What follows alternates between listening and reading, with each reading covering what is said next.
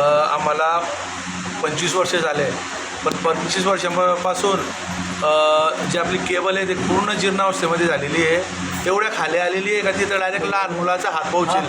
असंच मागच्या 3 ते 4 वर्षी आपले चौधरी साहेब होते, तेव्हा एक 4 वर्षाचा मुलगा याला शॉट लागलेला होता. आम्ही सगळ्यांनी त्या परिवाराची समजूत काढून त्यांना समजवण्याचा प्रयत्न केला. आपल्या काही असे विजेचे खांब आहे ते हाताने असे हलवले ना तसे हलता. माझं काय म्हणणं आहे MSCB साहेब लोकांना, त्यांना सगळ्यांना काही कधी वारा वाजून आलं आणि कधी ते खांब कोणाच्या घरावरती पडले किंवा ते केबल जीर्ण अवस्थेत झाले, ते केबल कोणाच्या घरावरती पडल्या तर काय होईल. पूर्ण ॲक्सिडेंट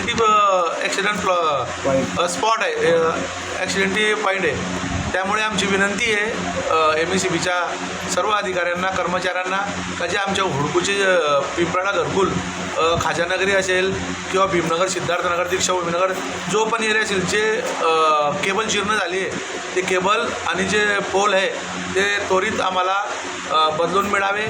आणि ज्या लोकांनी लाईट घेण्यासाठी डिमांड नोट भरलेली आहे त्यांना त्वरित मीटर बसवून, साहेबांचं आमचं बोलणं झालेलं आहे का 20-20 लोकांची DP त्यांना बसवण्यात येईल.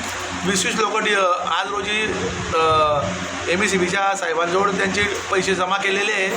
त्यांना डिमांड नोट आणि मीटर लवकरात लवकर लावण्यात यावे आणि जे पुढे ॲक्सिडेंट होणार आहे ते ॲक्सिडेंट होणार नाही याची काळजी घ्यावी.